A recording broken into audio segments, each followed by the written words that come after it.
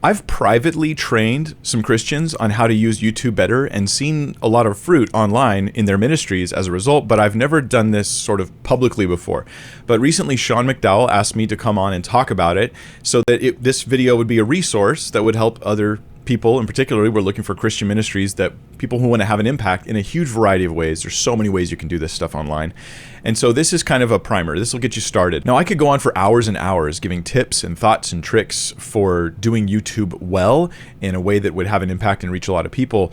But I want to see how this video does first and if it's really worth it, because that's not my main focus in ministry. But man, I'm excited at the idea of helping someone else get started and seeing other people rise up and do well, even better than me.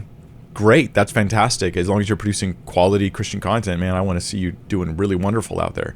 So let me know if this is something that you really like, and that it would help a lot if I did more content like this in the future. Hey friends, thanks for joining us. This is a conversation I've been looking forward to for a long time, and the topic, you know from the title, is how to use apologetics. Oh, and there goes my light and my great introduction.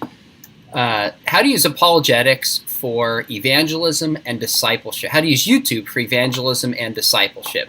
I'm here with Mike Winger, and to be honest with you, I don't know anybody who's more qualified to talk about how to do evangelism and apologetics on YouTube. There's a few things in particular before we jump in that I really love about Mike. Number one, you're a team player, buddy. You are willing to give up some of your secrets in this interview to help out people, knowing that people could listen and in some sense be a competitor, for lack of a better term. You've always been willing to help me out very quickly, which I appreciate. And you have consistent biblical content and a pastoral heart. So if you're on this live stream and you are not subscribed yet to Mike Winger, Bible Thinker, you need to hit subscribe and follow his ministry, because he's really rocking it. Well, Mike, we're going to jump in and talk about your story. And we're going to start there, kind of your shift from a pastor full-time to doing YouTube apologist, but also along the way, really get some practical tips for people, either full-time or part-time, who want to use YouTube more effectively. First, those of you joining us, make sure you hit the subscribe button, because we have some other interviews coming up with people like William Dembski, giving us some reflection on the intelligent design movement, an Old Testament scholar talking about genocide and the Old Testament, and some pretty other exciting topics, so to speak. So, Mike, thanks so much for joining us. Let me ask you this first. Just tell us your story. You are a YouTube apologist now, full-time, so to speak. But you were first a pastor and then transitioned. So tell us kind of your story to becoming a pastor and kind of what you did. As far as becoming well, first, just thanks for having me on, Sean. And I'm totally happy to share these things. And if it will encourage believers to start ministries, and if their ministries, their YouTube stuff does better than mine, then that just means that it was good. it was worth growing and worth supporting and encouraging. So I'm very happy to offer whatever insights I can that might help people do that. Now, I consider us all part of the same team, like you said. And Amen. With pastoral ministry, I never really actually. This is going to sound like I'm so holy, but you ask about my story. I didn't really set out to be a pastor. I just really wanted to serve in ministry, and I didn't. If it was painting the church or whatever, or cleaning toilets, I just wanted to do ministry. And you end up wearing more and more hats as people ask you, "Hey, you did this? Can you do that?" Sure. And it slowly became evident that some of my giftings were in teaching. And so I felt under-equipped, so I went through the School of Ministry at Calvary Costa Mesa to try to get better at that, and ended up being a youth pastor at my church after serving in the youth ministry for years as a counselor, and did that for 13 years until just last year started the transition to come out of that to do I'm full-time online ministry. I teach one service a week at my church. Other than that, really all my time and energy is spent in doing the online ministry, which God has blessed. I mean, we're reaching hundreds of thousands of people every month. And it's amazing. And getting feedback by God's. It feels like bragging to say this. I'm blessed and excited to be someone who's like, oh my gosh, I can't believe the impact that this is having. And it was a long shot. Right when I started doing YouTube, I'm like, the chances are pretty slim that I'm going to be successful at this. Let's be real. And so it's really amazing and satisfying. Yeah. Well, I know you're humble about this. I want to give you permission to just talk about the impact and how you're making a difference. So speak and share. You're not bragging by sharing the things God is using through you in any sense. So let's talk about this. You started doing YouTube while you were a pastor, youth pastor.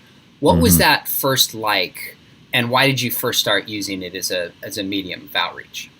And maybe I'm skipping ahead in some of the story here, but I was doing, I had a sense that I really do think was from the Lord, and the cessationists aren't going to like me saying this right now, but I really feel like the Lord laid it on my heart, and I very rarely say this, like every few years maybe, and I really felt like God laid it on my heart heavily that there was something I had to do that I wasn't already doing, and that if I didn't do this thing, figure this thing out, find this thing, then I was somehow failing God in a major way in my life. It was really weird. Wow. I've never had this, idea before, but I also had a sense that it wasn't at Hosanna, my church, and that I wasn't trying to distance myself. It just wasn't that. And so I started experimenting with doing online ministry because I wasn't going to leave my church. I'm still full time. And I thought, well, I'll try this online stuff. And the potential of reaching people is really high. I did some research and I looked into GodTube and I looked into an apologetics YouTube type website, another one. And I looked into various different platforms, ways you could get out there, doing, just all these different question and answer type platforms that are out there, Yahoo Answers. And sure. YouTube is the one that I thought had the highest potential, would be the hardest to break through, but would also have the highest reward if I was successful in getting ministry out there. Okay. And they had, even at the time, I think it was over 1 billion monthly users. Gosh. And it's more than that now, but it's the second largest search engine in the world next to Google.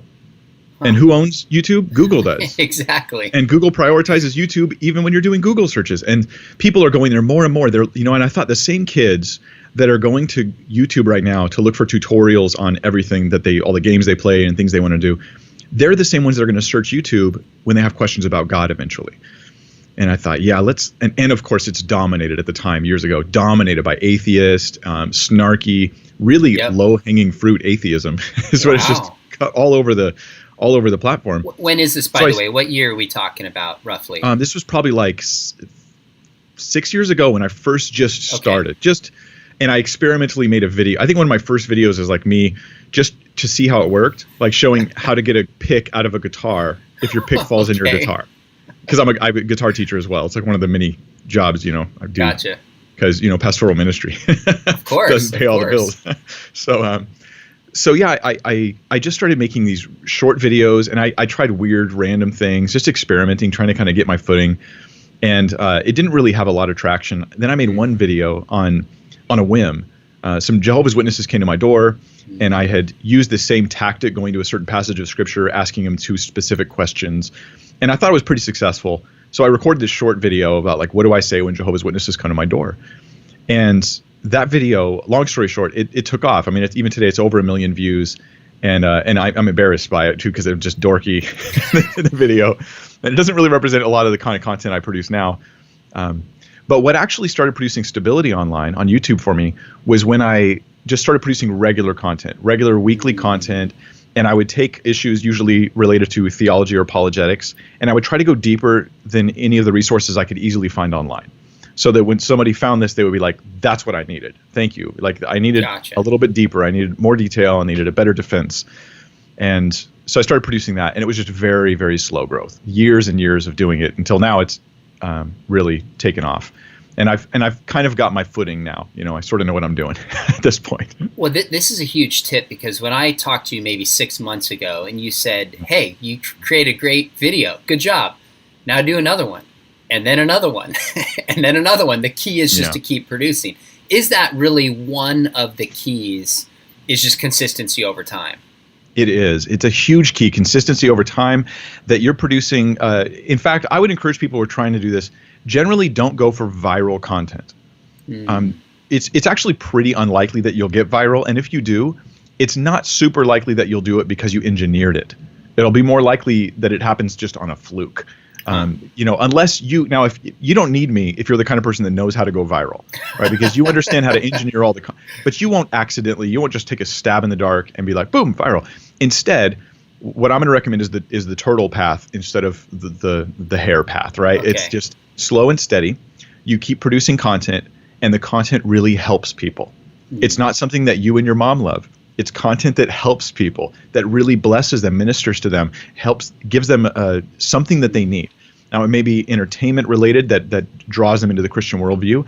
It may be like deep apologetics stuff, answering questions that you wish there was a video on that, so you'll make one. Or it may be theology stuff. It might be evangelism and outreach. But it's going to be consistent content in the sense that you have the same kind of people will want to watch your videos over and over again. And so for me, my like target audience would be people who want to go deep in their theology and their apologetics, but they have this real serious commitment to being biblical in it, because a lot of those who try to go deep, they just they veer off to the side. They leave aside just that biblical faithfulness and that sort of careful biblical thinking. And so my goal is to take people into deep theology, apologetics, and be biblically minded about everything. And that means being open to changing my mind as I'm studying scripture. And I have changed my mind on some issues in preparation for those things. So I might be rambling a bit here, but my point is to find a target audience and define that target audience. I actually have a document on my phone where I wrote out who my target audience is. I describe the guy. And it's effectively me like 15 years ago, right? And it's like, what do awesome. I wish I would have had? I wish, I wish it was this kind of content, this kind of thing. I like this. These are the things that I care about, the things I want to see, the things I'm looking for. And then I just make my channel so that it's like home for that guy. And then that creates the consistency that allows you to actually get a footing in a niche. You're not going to appeal to everybody. You're going to have like a niche, right? A group of people who will come alongside that content and say, thank you, that's what I need. And they'll be watching your videos regularly. So in some sense, it sounds like when you say a target audience, the more specific that you are, the more successful you will be. And you can tell me if this applies to YouTube, but I've had people say, send me book proposals to look at. And I say, who are you writing it for? They're like, I'm writing for everybody. And I think, I'll always say, if you're writing for everybody, you're writing for nobody. You've got to choose your audience. How does that translate to YouTube? Yeah. So, for instance, let's say that you want to reach people who are unchurched. Okay, well that narrows your audience way down, doesn't it? And it totally changes the way you package your content. Because if you're trying to reach Christians who are looking to go deeper, you're going to approach this very differently. The unchurched, you're going to, every time you bring up something Scripture says, you may caveat it with something to try to help build a bridge with that person.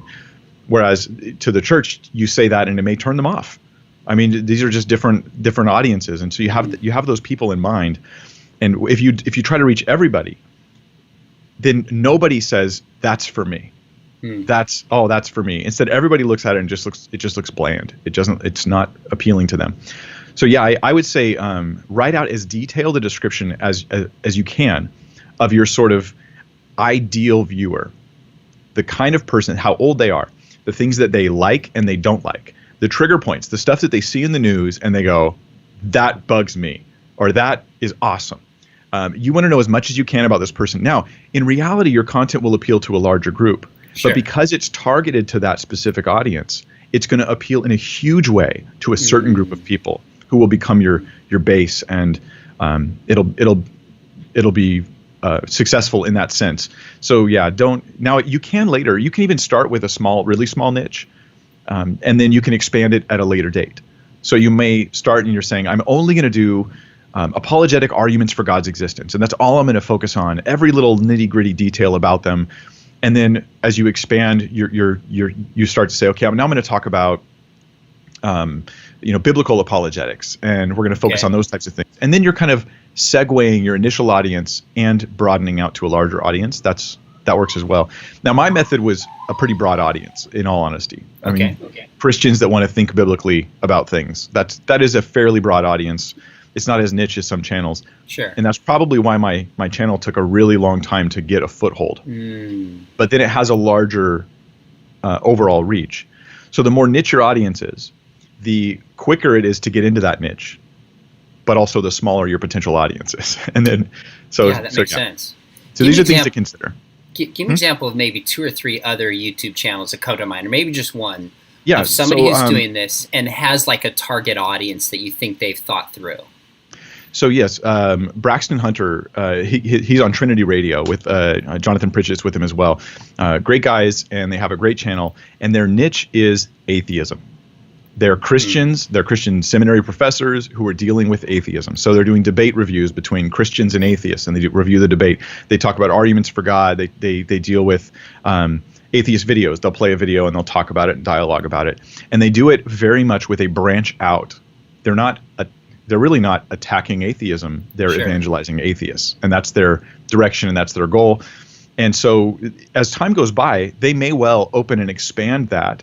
I was talking to Braxton earlier today about it. They may expand that and say, we want to appeal now to a broader niche. But that was something I'd suggested when he first started was, hey, have that small niche focus. I think that that's a good thing. I don't know that it was solely my idea. He may have heard it from someone else as well, or his own plans, but I approved of it because it allows you to get that foothold in that particular community of people. So online, you can see this in things that aren't related to Christianity at all. So somebody, it's a cooking channel, right? But their cooking channel's too bland. There's too many cooking channels. So she's a cooking channel, but everything's Hello Kitty related, okay? And so goodness. She's the Hello Kitty cook, or I hope there isn't really a Hello Kitty cook out there. But you see how what you've done is you made a niche within a niche. And that's something that you can do, So, I'm going to do biblical teaching, but my whole channel is I'm only going to handle hard passages of Scripture. Okay, well, that's a niche within a niche, isn't it? And that's an interesting niche that will appeal to a certain audience who's like, I'm sick of those commentaries, skipping over all the hard passages and not even commenting on the things that I have questions about. So your channel right now, who would you say your target audience would be? I'd say it's pretty similar to your initial audience, the way you described it. Christians who want to think more deeply about apologetics and evangelism. Yeah. That's the primary one. I get a number of skeptics, atheists, agnostics, Muslims, Mormons who will watch, but that's not who I target, so to speak. Yeah. It's more discipleship and then to equip people to do evangelism. So I think we have a similar focus there, generally speaking. Yeah, and I will say this, that if you're thinking, I'm going to make a channel and the focus of the channel is evangelism, then that's actually one of the hardest things to do. Because you will get Christians that regularly want to watch your content, and if you have them as your target audience, and then it will spill over into affecting non-Christians. But if you want your target audience to be primarily non-Christians, in my opinion, the best way to do that is to create positive conflict on your channel, where you're openly interacting with the atheists and with the non-believers, with their different worldviews, whether it's New Age or the Oprah Winfrey stuff or whatever, and it draws them in because their current thinking is being represented on your channel as well as the thinking that you're trying to give them. So, but if someone's like, well, I'm going to do all evangelism videos, or I'm just preaching the gospel, well, you've got to think, why would a non-believer subscribe to your channel? That's a great question. And so now it can be done, but it needs to be thoughtful. It needs to be done well. So like Living Waters, their channel's massive, right? And they have believers and non-believers. But one of the reasons for that is that it's Ray Comfort's there engaging with people on the street. And I know he's a controversial figure. It's not really my point. But he's engaging with the gospel with people on the street. And so even a non-believer is more inclined to look at that. Frank Turek's an example of this as well. His YouTube channel, which is doing very, very well, the best videos they've got as far as performance-wise is him on a stage and somebody in the audience asks him a question, and then he interacts with that. Now, if he was in front of a camera just reading the question and then answering it, it would be much less impactful. But because there's an actual person who's like, oh yeah, what about this? It just makes it more interesting to believers and non-believers alike. So I think that helps their reach. So you have to think, how am I appealing to that audience?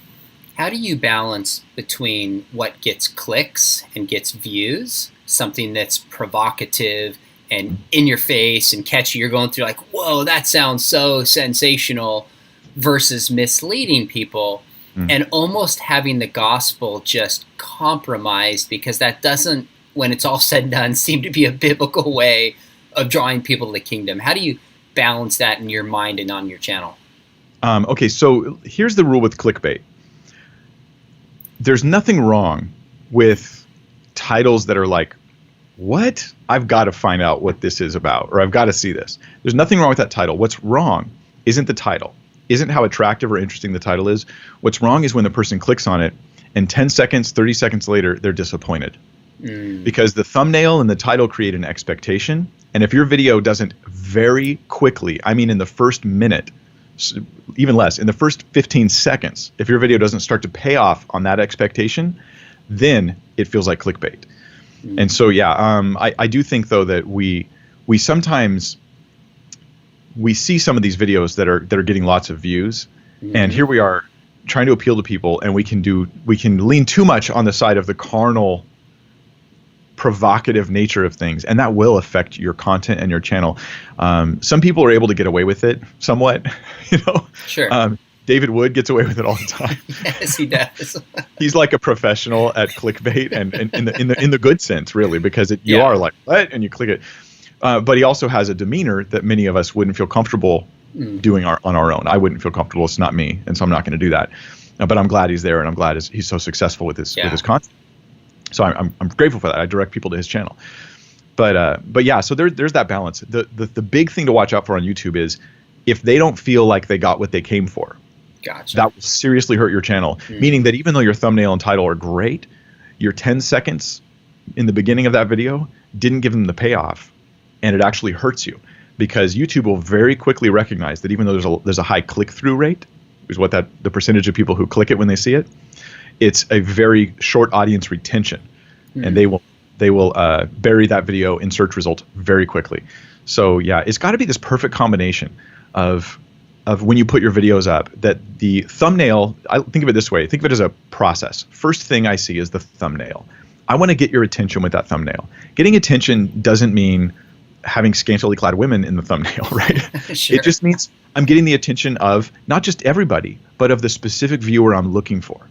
So I have a recent video I've done on marriage and divorce. I spent hundreds of hours researching marriage and divorce and remarriage in the Bible. And the thumbnail, it just says over 200 hours of research. Because I thought that was interesting. I thought, what did he do 200 hours of research on? Right. So then the title says something like, divorce and remarriage in the Bible, or everything the Bible says about divorce and remarriage, something like that. And so I thought the combination of the thumb, notice I'm not just repeating the thumb and title. You don't just want to, this is what we all do at first, right? We just, whatever's in the title, you put it on the thumb. But that's no good. I already read that when I saw the thumb. Put something else in the title. Make it a combination. Make it a little happy sandwich, right? Like one leads me to the next. The thumb gets me interested. The title gets me to go, okay, I'll click it. And the first 10 seconds are supremely important. So here I encourage people, you worked on your cool logo and you want to play like your 10-second intro logo. Don't do that. I think you'll have better results if you start with a payoff for them having clicked. And this doesn't mean, so here's what I see that I think is probably the less beneficial way of doing it. So it'll say, let's say, why does God allow evil? It says in the thumbnail. And then the title says, why does God allow evil? And then you click it, and the guy says, a lot of times we're wondering about the problem of evil in the world. I mean, why does God allow evil? You're like, where's the payoff in that? Like, you just told me the same thing like 3 times. Gotcha. And so instead, meet them where they're at. They've already seen your thumb. They've already read your title. What's the next thing you're going to say? So I say, play off that. And I like to give them, in the very beginning of the video, something beneficial, something good to go. I'm not trying to tease them out to watch the whole thing. It's rude.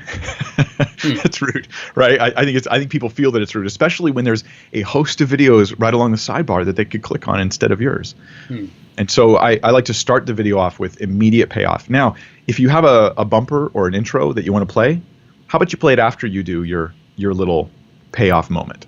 Gotcha. Right. So yeah, you're going to get six reasons why the problem of evil should not keep you from loving and trusting God right now. And then you play your little intro thing if that's important to you. I've actually used to have one, and I just got rid of it because I realized it was something I think I liked more than it was actually important.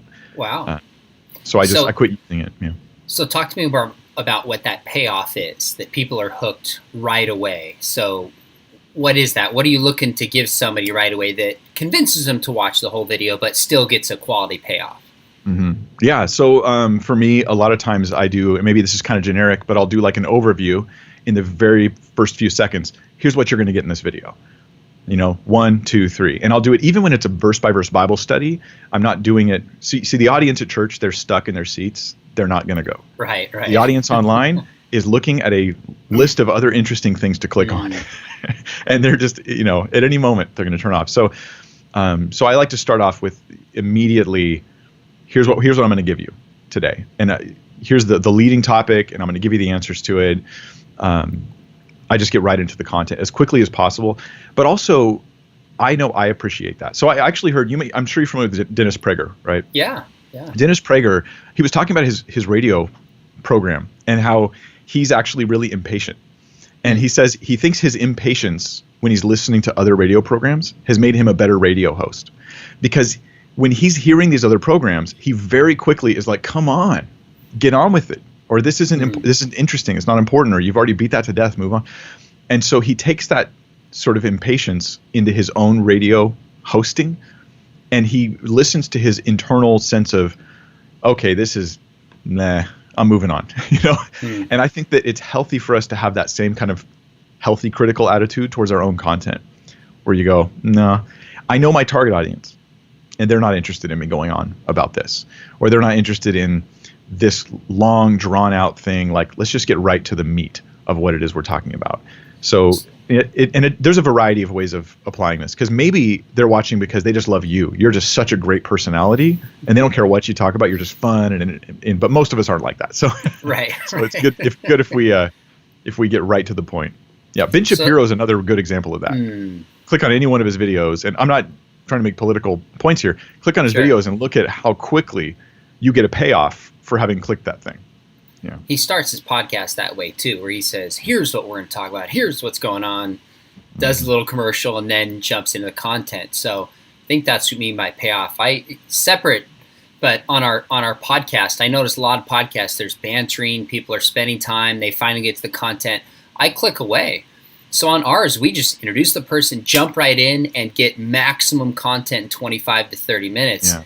Because that's the audience we're aiming for. It sounds like that's a similar approach given your audience. You know what they want and want to give them substance right away. Is that essentially what? Okay. I feel like I'm always in a hurry. Okay. And I probably look like I am too, but it's because I am. Even though my videos are long, I don't think I have a wasted minute in them. I hope everything should be valuable, worthwhile. It's what you came for, and it's just jam packed. And you could watch it 2 or 3 times because it's going to be really thick. With content.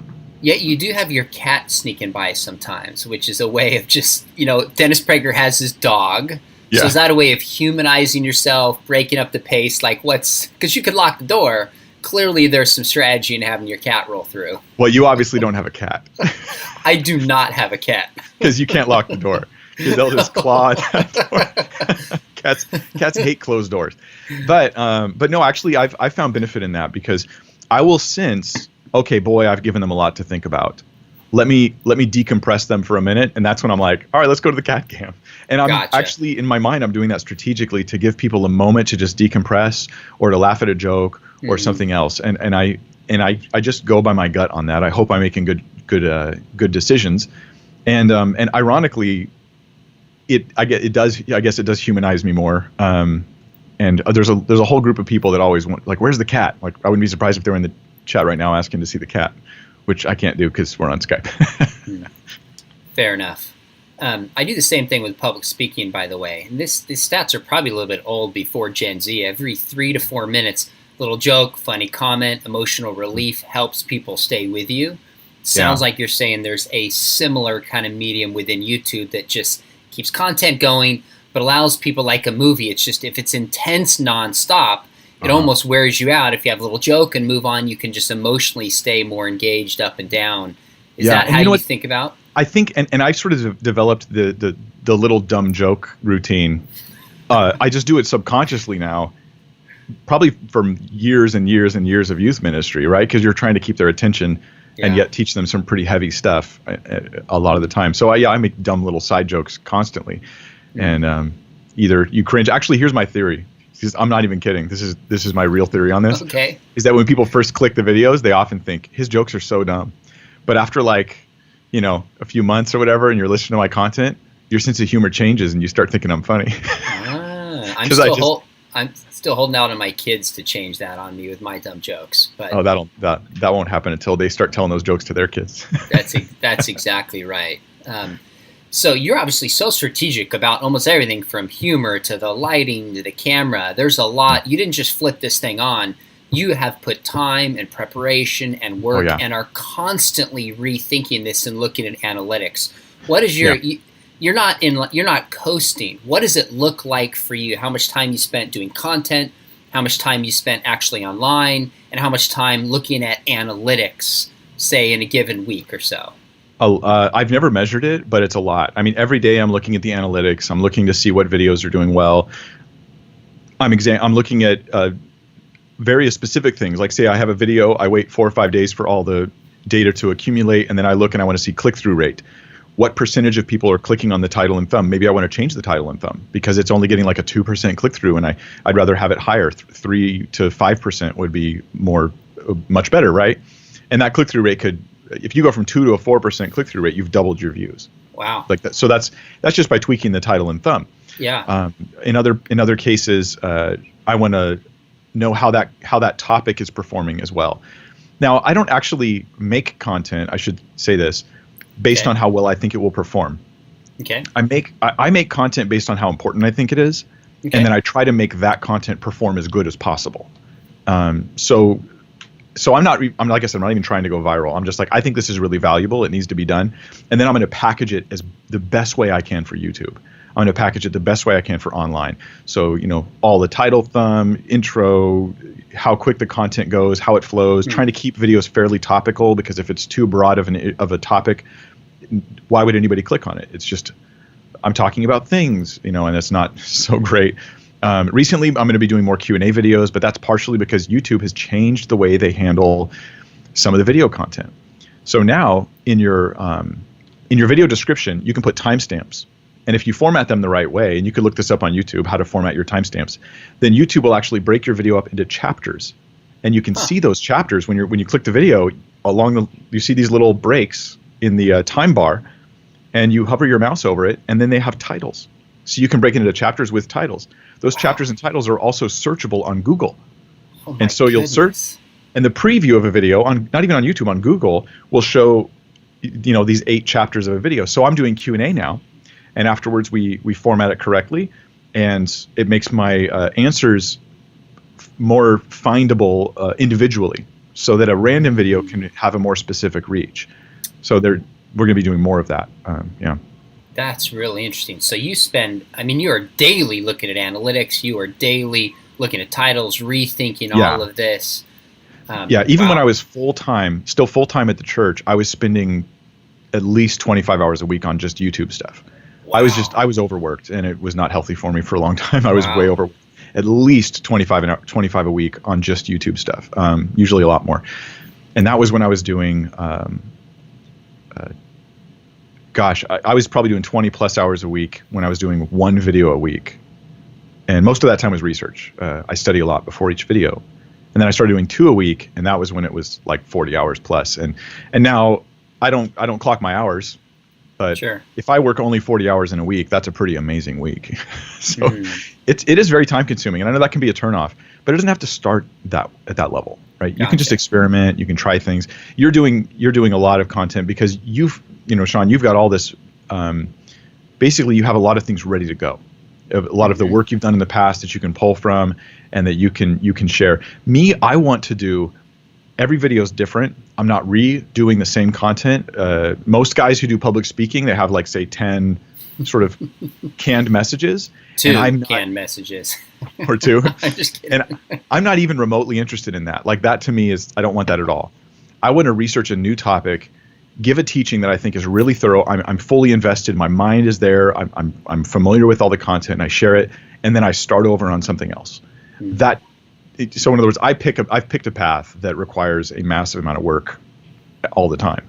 But it sounds like that energizes you. So what works on YouTube is you love crunching the numbers. You love thinking of a creative image. You like this kind of research. So it fits for you. If people are going to be successful on YouTube full-time like you are, I do it part-time and miss the other things, isn't the first key to just say, how much time do I have? What am I good at? How can I make a positive, and I mean, what am I good at? I can't even make images. I have no artistic skills, so I get somebody else to help me with it. Like, isn't that the first step for somebody who wants to use YouTube, is just figuring out some of those questions? Yeah. In fact, the what am I good at question is massive. If you're watching this and you're thinking about doing YouTube stuff, chances are you're probably working off of copying other people's content. So somebody else is like it's like a cookie cutter, right? And you find a channel you like and you go, okay, that's the cookie cutter. I'm going to try and make my channel like that. That's not bad, right? That's actually good. Like you're getting a head start. But stop and look at how you're different than that person and ask yourself what you're good at. Here's the thing I came to a long time ago. I said, you know what? Making these short videos, trying to compete for like top search results on short, like punchy videos, I'm just not especially good at that, even though I keep trying. You know what I'm good at? Long, thoughtful Bible studies and theological or apologetic, just doing research and then giving it all out in a way that is high. It's high level, hopefully high level thinking, but brought into a place where anyone can digest it. So I'm really hopefully elevating the audience a lot. I'm good at that. So guess what I'm going to do? I'm going to do that. And my videos are going to be long, and everyone tells me, Mike, it's got to be short videos. Well, if you look at my channel, my short videos, generally speaking, perform worse than my long videos. Wow. And that's kind of a myth about YouTube. It used to be that short videos needed to be short to do well, but then YouTube started prioritizing watch time and not clicks. That makes sense. And so their minutes watched is what they're interested in. And so that changed everything. And it was around the same time that my channel started growing. And so I benefited greatly from how the algorithms were being changed. And so, yeah, I think, yeah, long content's fine. It doesn't matter how long your content is. It matters how long they watch it. So if it's 5 minutes and they only watch 30 seconds, who cares? If it's an hour and they watch half an hour of it, it was better you did the hour-long video. Yeah. So it sounds like, I remember when Bobby Conway, our friend, the 1 Minute Apologist, started, it was like, we got to get 1 or 2 minute quick answers, load them on YouTube. And there's still a place for that. But a lot of people go to TikTok, they go to Twitter, go to Facebook for short videos. Are more and more people going to YouTube for longer videos, and YouTube favors that? Does that tend to be the case that you know of, or not necessarily? Well, I think if you have short videos, what YouTube is going to be interested in is not just the retention on that short video, but they're going to also be interested in the view session. And so if they click on one of your short videos and they like it so much they watch like 15 more of your short videos, then your channel is going to get a lot of promotion. Gotcha. But if they click on the short video and they don't go, I'm hooked on the kind of thing this guy's doing, or this girl's doing, if they don't do that and they don't go to watch more of your content, then it's going to be harder. I think that the competition for short videos is a little bit harder, a little bit more difficult. Plus, it's hard in 30 seconds to do something that people find truly beneficial to them. Entertainment is a little different. A 30-second entertaining clip, that is a different story. I think that, but here most of us are going to be in the educational category. But hey, some of you out there, you actually are. So John McCrae from What Do You Mean? His leans towards entertainment and education. It's kind of a mix of the both, and he has short videos that tend to do very well. Where he takes a particular topic, something in the news or whatever, and he's still learning how to do what he's doing and figuring it all out. Sure. But there's an example of somebody who has a different style. I can't do that because that's just not me, and I need to deal with the gifts that I have. And that's the biggest thing, is maximize your gifts. If you're good at something, do that. Don't just try to imitate what someone else has done. Yeah. See, one thing I've been trying to think of is how do we more effectively use YouTube? People might not have 25, 40 hours like you do, might not have some of the resources that I have. But even in our apologetics program at Biola, I've thought, what are some simple ways I could get students to just contribute and make a difference? Like, for one example would be response videos.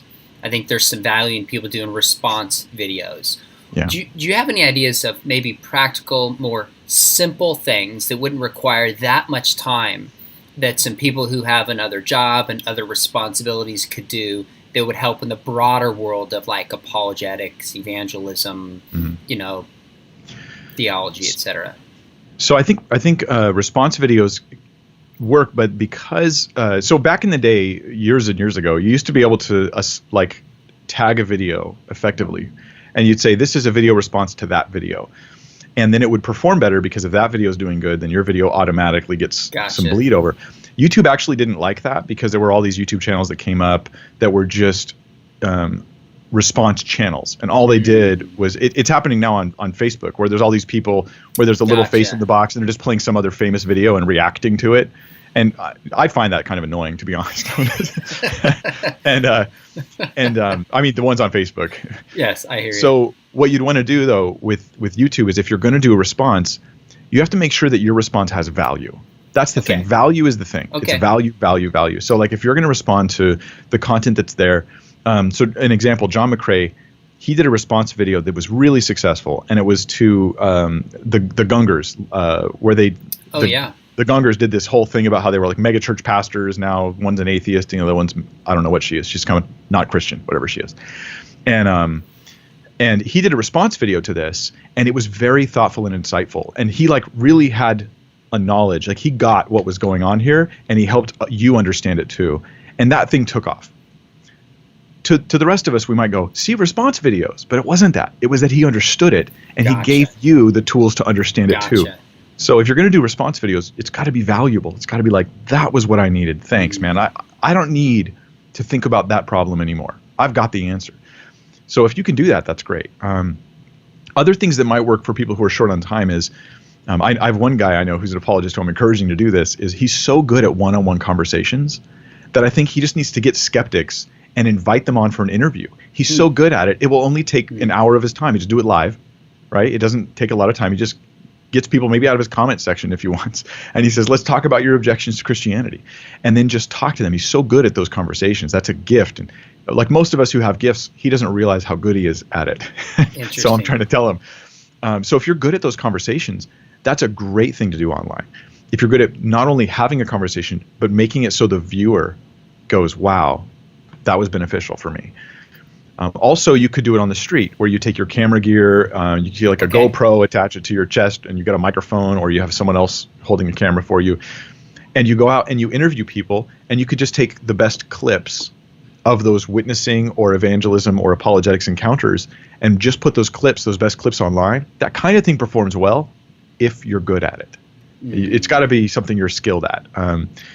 So that's something that I think doesn't take as much time, because in one day of witnessing, you may end up pulling 9, 10, 15 clips that you could spit out one every few days on YouTube. And you're like, wow, so I did in one day of witnessing, I got like almost a month worth of video content. So that could be a way of budgeting your time. That's a smart strategy, to get a bunch done and then load them up, and you have content moving forward. That makes a lot of sense. And you're leveraging the conflict, but in a positive way. I mean, the fact that there's two people disagreeing about an important issue, and then doing it in a way that hopefully sheds light on the truth. Yeah. So one thing you've been saying, correct me if I miss this, really the question is, how do I bring value to people that they walk away and say, that was worth my time, I learned something? That's a first question. And then a second question is, what are actually my abilities here? Am I good on camera? Am I good interviewing people? Am I good debating? What are the skills that I have? And finding a way to bring value through those skills through YouTube while loading stuff up with some regularity. Is that a pretty fair way of thinking about this? It is. And it used to be harder to do this, because YouTube would really reward you if you had really frequent uploads, but things change all the time on YouTube. The advice I give now may be different in 3 months. But as it stands, even if you're uploading more rarely, it's not as hard to break through now, because they've changed certain things. And this is because some of the channels that were doing things like really high quality CGI work, and it might take them 3 months to make a video, then they're not getting any traction, because YouTube had this kind of like, you have to have momentum, you have to have regular uploads. Gotcha. And so they shifted the algorithm, because they'd rather have higher quality content, not just larger amounts of content. And so, you can get by with less uploads, but they still recommend you do like at least one video a week. It's preferable. And I want to encourage you guys with this too, everybody listening. We inadvertently think, especially if you're very much churched, right? You inadvertently make videos for Sunday morning services or for youth group meetings instead of for people. And that is something that's very natural. You're making a video that you think could be shown on a Sunday morning or shown in a youth group meeting. Don't do that. Make the video for the viewers who are sitting on their cell phones, who are laying in bed, scrolling through, who are going online looking for stuff. Make it for the individuals. Everything else is very secondary, nice little bonus that someone, there's people who have, from several that I've been told about, who have little weekly gatherings for home Bible studies, and they watch one of my videos for like the Mark series or whatever. And I'm like super excited by that, but I'm more focused on the individuals who are watching the content. That's the primary audience. So when you're making the content, don't think about impressing, this is the key, a pastor. Don't think about impressing a youth pastor and getting them to watch your content unless your target audience is youth pastors. Instead, make content for individual people. Make it appeal to them, make it help them, help those people. And that's the thing that I told you, I think one of the first times we talked was just make videos that help people and then keep doing that. Of course you'll grow. Of course you'll get a bigger audience. People are being helped. It seems inevitable. So if you just think about it this way, it's going to frame the way you explain stuff, the way you teach. Like, how does that flesh itself out in a video that you're thinking about the person watching this in bed on their phone as opposed to a youth pastor? What does that look like differently? Yeah, well, when you think about making a short, like say a short apologetics video where you're answering a question, if you want it to be shown in church, you want to have a cool bumper, a cool intro. You want to have really good camera shots and angles and things like that, because that's the kind of thing that those guys are like, yeah, I want to play this for my youth ministry. But if you just want it to be played on YouTube, instead you're thinking, I have to compete with short attention spans and with a bunch of other suggested videos. And now I want to package the content so that it's immediately valuable and it makes you want to keep watching, not that it impresses people who have a more corporate kind of a perspective on things. Gotcha. And so it does change how I produce the content, but it also does something else. If I'm making my content for youth pastors, I speak a different language than if I'm making it for somebody who I'm thinking maybe they've never read the Bible. Maybe this is the first Christian kind of content they've clicked on. And so I don't assume they have knowledge of certain things. Maybe I have a video called The Bible for Beginners, where I try to approach it for people who are very clueless about those kinds of issues and being aware of that audience. If I have a video on Jehovah's Witnesses, I want to make sure to do it thinking that a Jehovah's Witness can watch this video. Right? It's not just being played in church. Jehovah's Witnesses are going to watch this. And so I do it with them in the audience in my head. And so these kinds of things change how I make the content. Yeah. So if you're speaking of Jehovah's Witness, you're thinking, what are their barriers? But also, and I know you're hard on this, you definitely don't want to say anything that's going to offend a Jehovah's Witness. Not that a Christian should do this anyways. They certainly shouldn't. But sometimes content is produced as if I'm going to write about Jehovah's Witnesses and no Jehovah's Witness is going to actually watch this. That just doesn't happen today. You're thinking of them sitting in front of you in a very personal fashion, and that seems to shape the way you present, right? Big time, big time. And if I mention atheism, I better be thinking there's an atheist watching me. Okay. Right? And this takes away the caricature. And I know you're big on this too, is take away the caricature of those people and remember they're real people. And I don't want to act like, okay, so maybe there's a staunch, bitter, really closed-minded atheist who demonizes everything about Christianity and everything about God, and all he does is blaspheme all day long for fun, right? Okay, but actually most people aren't like that. And even most atheists, I don't think, are like that. And so when we make content with them in mind, we can hopefully build a better bridge to having them listen. I'm not saying I do that perfectly. I'm still always learning how to do it. Sure.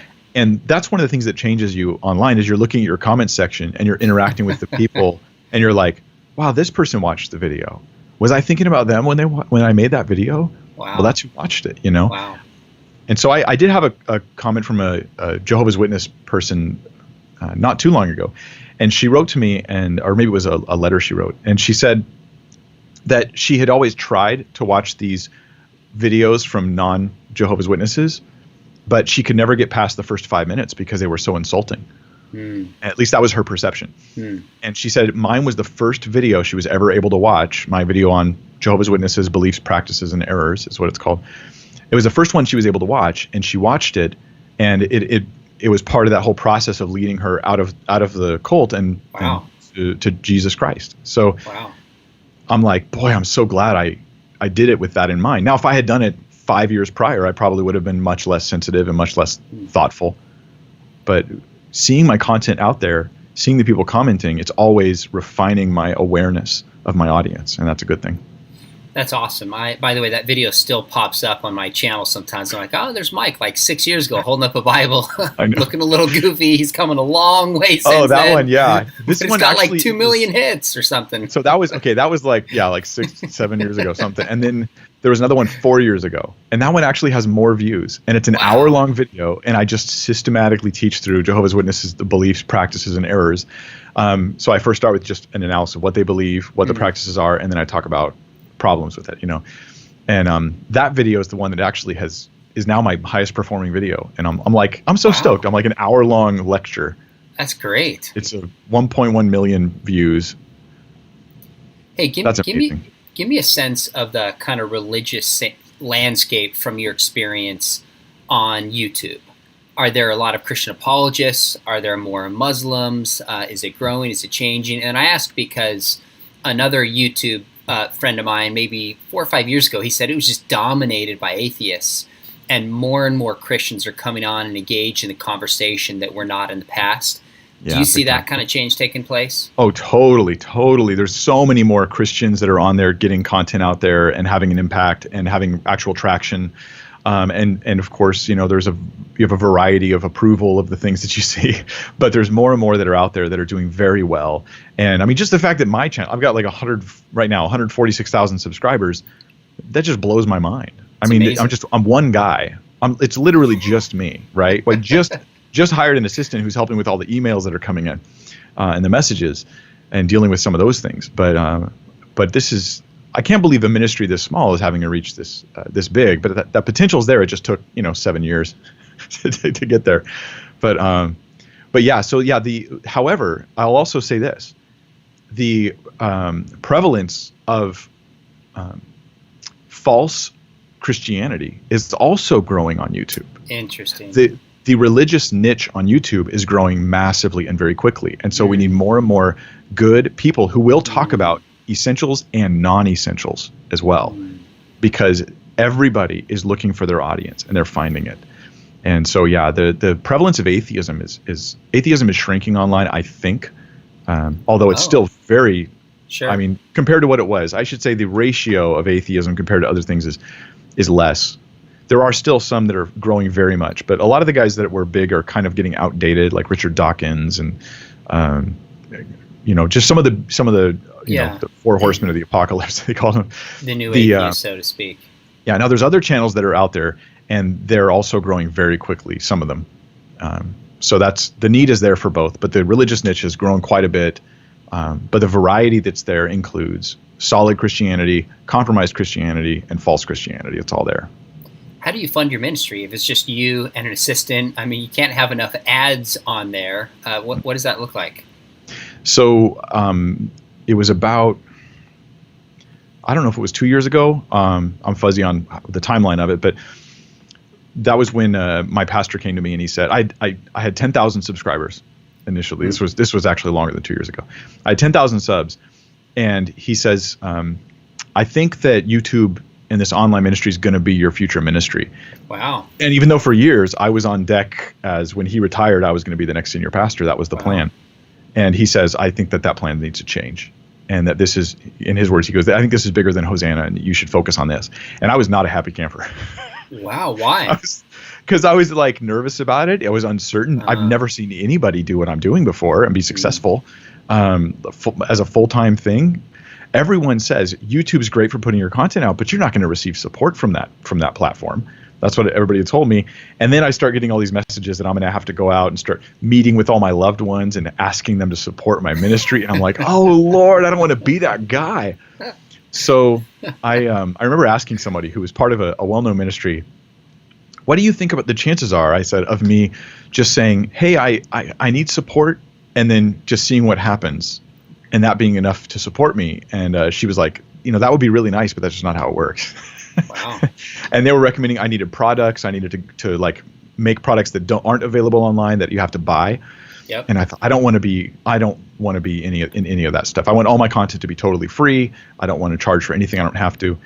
And so I just started asking. I said, hey, look, I have a ticking clock with me being on staff at church. If I'm going to focus full time on this, there isn't going to be a place for me on staff at my church. My church doesn't have the funds for a full time, effectively online missionary position. There's just no money there.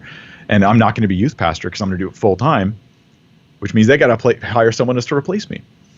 And so we started the transition. It was about a year of transition to bring someone else into the youth ministry. And I started just saying, hey, at the end of a video, I'm really not comfortable with money stuff. So I would just say at the end of a video, hey, if you love this ministry and you want to help support what I'm doing, there's a link in the description. And slowly people just started supporting. And long story short, right now we have enough support coming in from people just great by me occasionally having mentioned it that wow. I'm good. Like we're able to move forward. We're becoming, right now we're incorporated, just got incorporated. We're becoming a 501c3, going through that process and moving toward we're becoming our own entity, having our own identity. So yeah, I just, I guess I have a pretty significant number of followers now. And enough percentage of them I think honestly, the ministry has really benefited them personally and they want to see it continue. And so they offer support. I don't harp on it. I don't ever start a video by asking for support. I would never do that. I know a lot of guys do it. I think it's weird. Hi, welcome. If it's your first time here, I'd like you to support me on Patreon. Like, I think that's kind of weird, to be honest. My preference is, no, if you watch the whole video at the end, then maybe, you'll consider it. And I'm not going to make a big deal about it. And that's worked for me. It's not typical, though. So honestly, most guys, they have to do the hard work, right? I think you know this. They have to do the hard work of meeting with people and reaching out and asking for support and asking people, can you give this much? Can you give regularly? And maybe God knew I was allergic to all that and just gave me an easier way out. Hey, here's a great question I was going to ask you as well. It says, does YouTube ever demonetize or limit your videos based on sensitive information? And I guess on top of that, do you have fear that would happen? Does that shape the topics maybe you choose to cover and don't cover? Okay, so demonetizing and limiting your videos are two very different issues. So demonetizing just means you're not going to get ads running on those videos. And I don't even blame YouTube for doing that, to be honest. If I have a video that's about abortion, chances are a lot of companies don't want to be running ads on that video because they're not looking for heat. They're just trying to sell teddy bears or whatever. And so they don't want to be on a video about abortion or some controversial issue. My videos get demonetized when they are related to abortion, homosexuality, Israel. I talk about Israel in prophecy. Regularly, those would get demonetized. Wow. Yeah, but most of them aren't. Most of them are not suffering from that. And then I run minimal ads because part of this is that you want to partner with YouTube. You want to be a positive part of the environment online. You want YouTube to want you to be there. That's part of this. The long-term strategy I have for helping Christians stay online is that we're not, well, YouTube, you'll get no money from what we're doing. Like, well, why would I do that? Like, why not have them run ads? I just do small numbers of ads. But now the other side, limiting the reach of videos, that is very rare. In my experience, it has happened a couple times, and when it has happened, I've generally been able to appeal, and sometimes it's been very difficult, but I've got those videos restored. On the other hand, other channels find themselves, like David Wood's channel is more regularly getting restricted, and very often it seems like totally unjustified, like clearly unjustified. Whereas I know he's provocative, but still, the reasons, because they have policies and the reasons they apply to some of his content, you're like, what's going on here? It's more like someone's mad at you. And YouTube is not that great at limiting that. So here's my theory. My theory is this. Probably you're going to be okay producing your content, even if it's controversial, as long as you're not intentionally hateful. Like, you try to be gracious, try to be thoughtful, try to represent Christ well. But there's a chance you'll get targeted. And if you get targeted, something bad could happen. It's kind of like winning the lottery in the bad way. And if you do get targeted, they could right now go to my channel, find 3 videos that they don't like, give me 3 strikes, delete my whole channel. Wow. But YouTube doesn't generally want to do that so far. And if it happens, it happens, and then I'll try and recover and seek other ways of doing ministry online. It may happen. Maybe next week my whole channel's gone. But most likely it'll still be there. And I'll keep pushing forward because it's reaching hundreds of thousands of people every month. So every month I'm there, it was worth all the years to get to that point, So when you say partner with YouTube, you just say the demeanor and the approach and the quality of what you bring, even though people think you're wrong. It's not hateful. You're not targeting people. It's just respectful if anybody took the time to listen to it. Is that what you mean by partnering with YouTube? Yeah, I think so. But also letting them put ads on it, because YouTube is a for-profit business. It benefits them a lot that the Christian niche, which is a very large group of people, is on YouTube looking for Bible studies, looking for apologetics, engaging. That benefits them financially quite a bit. And if I'm part of that, if I'm partnering with them by saying, I'm making the kind of content that reaches people who are using your platform, that in fact creates a niche that is using your platform, you're getting money from that. It doesn't cost the viewers money because it's just ads. In that sense, we're a positive part of the environment, right, on YouTube. And when we have a positive demeanor, it goes a long way towards helping keep the door open, even though we're talking about some controversial issues. Yeah, at least that's my current thinking. So far, it's been working. No, I think it's working great. Look, I just have one last question for you. How do you decide what content you're going to – you did this whole series on divorce and marriage, and you seem to get 4 or 5 plus videos out of it. What's that process for you like, deciding, number one, what you cover, and then once you cover a topic, how you decide you're going to release that content? So I guess there's like 100 things that go into that. But when I decide to do a topic, it's always because the primary reason is going to be because it just needs it. There's a need. So the divorce and remarriage thing is the thing I had received more questions about. Probably one of my top requested things. Please do a teaching on this topic. Wow. And I did all the research because for years I was just unsure of what my answers were. You know, when people would bring a weird situation to you and they're like, am I justified in getting a divorce?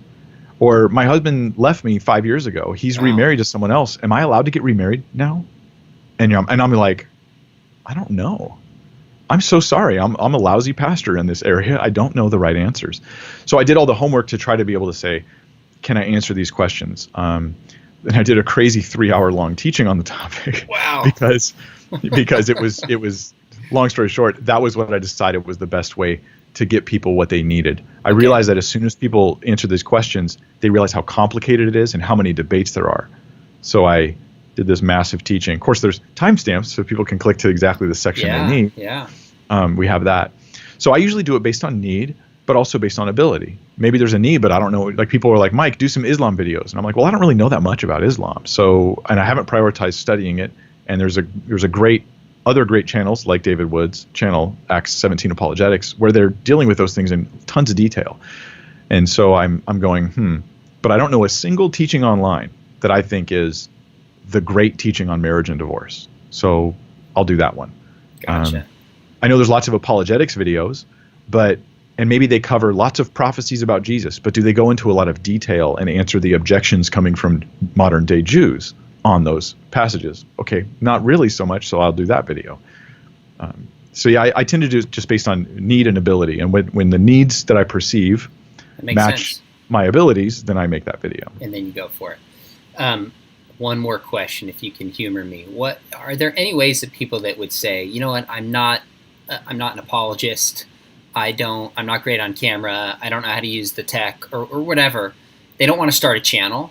Are there ways that people could help, say, your ministry or other people who are doing YouTube to be effective? And I'll give you an example. I have a friend of mine, Steve, who came to me recently, and he said, hey, what do you want to be more effective at? I said, I just need someone to help my social media, to take my content and get it out there. And he goes, hey, I want to support you. And he started supporting and partnering with me. And he brought resources that I don't have. And together we're able to have a bigger impact. So I know one answer to this I'll say for you is, hey, if you're watching this, you can support Mike. Seriously, think about it. God's blessing him, taking care of him. But he is making a difference out there. He's teaching scripture, doing it graciously, a team player for other apologists. So you can go to his YouTube channel, Bible Thinker, and just $1 a month, $10 a month, whatever it is. If you want to support somebody who's really reaching people, Mike is doing that. Can you think of any other practical things that people could do to help out YouTube apologetics like that? I think there's lots of things they can do. So like, let's say that they love what you do. And so they can go back into your old videos and maybe they can just do editing. So they go to old videos but they're good at editing. They can clip things together. They can bring in other B-roll footage or whatever, and sound effects, whatever. And they can take some of your old content and create new videos that are short and pithy, that kind of thing. Or maybe they can, one of the people who's helping me out, actually, Sarah Zimmerman, who's now the first employee for Bible Thinker, she actually was helping answer emails, right? Where people were asking, does Mike ever teach on this? Gotcha. And she went back to the old Q&A videos, and she would find where I answered that question on tons of different videos and made a big catalog. Now, God willing, in the future, we can take that catalog and put it onto a website so people can quickly find the answers to the questions that they're asking. Gotcha. Another guy is a website designer who's trying to help me build a new website. And I'm actually going to talk to him this week, and hopefully we can see that move forward. Cool. So there's tons of needs that people have, and maybe it's like, giving you better lighting, and they can go figure out what kind of lighting you need. Exactly. And maybe buy it for you, or at least give you the direction you need on setting it up and walk you through it. Yeah. Maybe the camera equipment and getting that stuff worked out.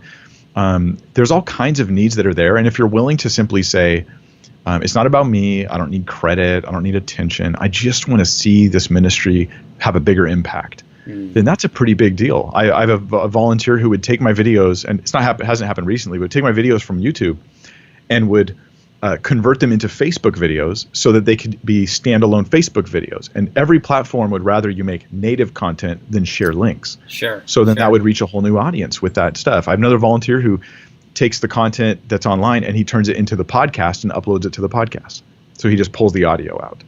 And these are all things that I just don't have time. I used to try to do everything, but I can't. So there's tons of ways, and there's things where you guys have an idea. Like you're looking at someone's ministry, my ministry, Sean's ministry, and you're like, man, you know what you guys need? Well, maybe you could do it.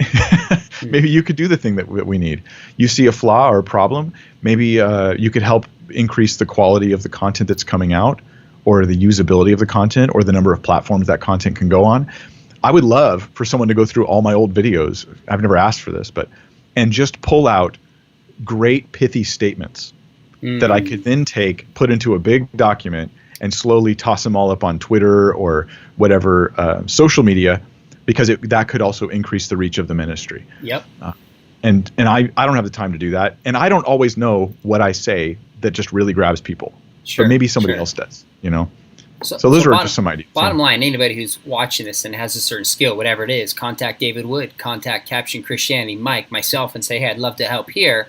And it just helps expand the reach and ultimately evangelize and disciple more people. So, Mike, I love it. I kept you a few minutes over, so I appreciate you being generous with your time.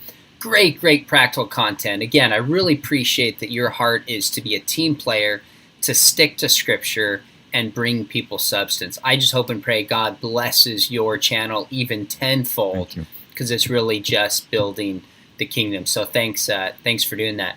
Thank you, Sean. And can I say, I love what you're doing online, and your demeanor and your approach to apologetics and your heart for it. Being someone who's like soaking in all this kind of stuff, like I see that, and I get your heart and your approach, and I think it's incredibly valuable and very needful. And I'm hoping that your platform just continues to grow. I know you juggle a million things. If anybody needs help, it's going to be Sean. He's doing tons of things. You're a professor. You've got a ton of different speaking things that you do, and you're trying to break into YouTube more. And I hope that it's very successful. Well, I appreciate you saying that. I want to help, and team effort. We're all in this. Whatever our lane is, do it well, is what J. Warner Wallace has certainly taught us.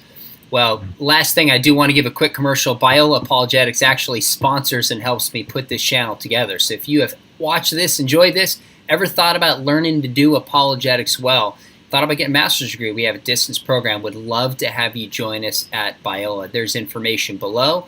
We also have a certificate program where we will kind of walk you through some formal apologetic training and give you little simple tests and assignments, really just to keep on track to learn apologetics formally. So that is also below. Make sure you hit subscribe, first to Mike's channel and then to mine, because we have some great content and information coming up. Mike, thanks again for doing this and for your ministry, and everybody for joining. Sarah, and we had one other helping us out here on the channel, Rock and Roll. Thanks for being great kind of guides through the chat. We appreciate it a ton. And good night to everybody.